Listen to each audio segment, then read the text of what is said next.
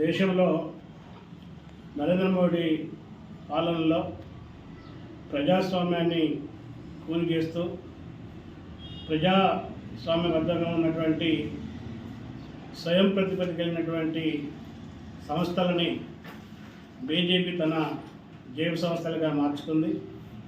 వాటిని ఉపయోగించుకొని ఈ దేశంలో ఉన్నటువంటి ప్రజాస్వామ్యుల మీద వాదుల మీద, ప్రజాతంత్రవాదుల మీద, ఉద్యమకారుల మీద ఉపా లాంటి చట్టాన్ని తీసుకొచ్చి ప్రశ్నించే గొంతుకలను ఈరోజు అణిసివేస్తూ కేసులు బనాయిస్తూ జైళ్ళలో కుక్కుతా ఉంది.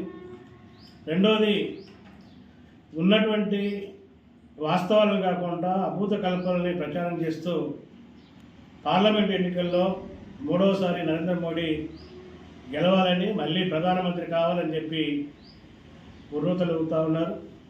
ఈ 10 ఏళ్ల కాలంలో నరేంద్ర మోడీ చేసినటువంటి విధానాలు 100కి 90% మందిగా ఉన్నటువంటి కార్మికులు, రైతులు, వ్యవసాయ కూలీలు, ఉద్యోగులు, మధ్యతరగతి ఉద్యోగులకి, ప్రజానికానికి వ్యతిరేకంగా ఉన్నాయి. కొంతమంది పెట్టుబడిదారులకి అనుకూలంగా ఉన్నటువంటి పరిస్థితుల్లో నరేంద్ర మోడీ ప్రభుత్వం మీద, బీజేపీ మీద తీవ్రమైనటువంటి అసంతృప్తితో దేశం రగిలిపోతూ ఉంది. ఈ అసంతృప్తి కనబడకుండా చూడటం కోసం ప్రజల మధ్యన మతాన్ని ఉపయోగించుకొని మతోన్మాదాన్ని రెచ్చగొట్టి, భావోద్వేగాలని రెచ్చగొట్టి, మతోన్మాద చర్యల ద్వారా దేశ విభజన చేసి ప్రజల్లో అనైక్యత సృష్టించి ప్రజలను మభ్యపెట్టి దాని చాట్న మరుగున వాళ్ళ యొక్క విధానాలు మరుగుపరుచుకొని అధికారులకు రావాలని చెప్పి ఈరోజు చూస్తూ ఉన్నారు. మనందరం చూస్తూ ఉన్నాం. ఇప్పటికే చాలా అవినీతిలో గురకపోయింది. ప్రభుత్వ రంగ సంస్థలు అమ్మినటువంటి, తక్కువ రేటుకి అమ్మి లబ్ధి పొందినటువంటి సంస్థల నుంచి తిరిగి ఎలక్ట్రల్ బాండ్ని రూపంలో లక్షల కోట్ల రూపాయలని బీజేపీ అవినీతి రూపంలో దండుకున్నటువంటి పరిస్థితి ఉంది.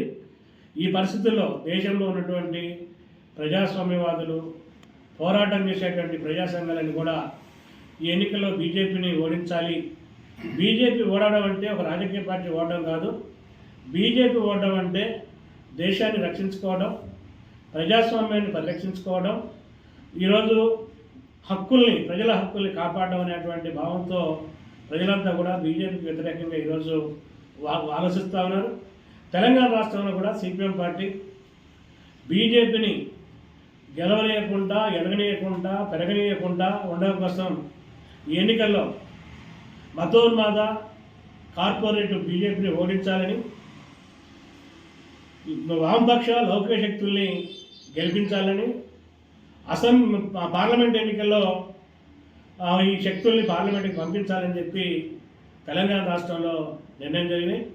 కాబట్టి ప్రజలు, ప్రజాతంత్రవాదులు, వివిధ తరగతులకు చెందినటువంటి వాళ్ళు విజ్ఞతతో ఆలోచించి బీజేపీని గెలవకుండా బీజేపీని ఓడించేటువంటి శక్తులకు, లౌకిక శక్తులకి మీరు ఓట్లేయాలని చెప్పి విజ్ఞప్తి చేస్తా ఉన్నాం. తెలంగాణకు ఇచ్చినటువంటి హామీలన్నింటినీ కూడా, విభజన హామీలను కూడా 21 కూడా అమలు జరపలేదు. నిజామాబాద్ జిల్లాకి ఇచ్చినటువంటి హామీలు కూడా దొంగలో దొరికినటువంటి బీజేపీని రాబోయేటువంటి ఎన్నికల్లో నిజామాబాద్ నియోజకవర్గంలో బీజేపీకి డిపాజిట్ లేకుండా ఓడించాలని చెప్పి, అందుకు సిపిఎం పార్టీ కార్యకర్తలందరూ కూడా క్షేత్రస్థాయిలో పనిచేయాలని చెప్పి పిలుపునిస్తా ఉన్నాం.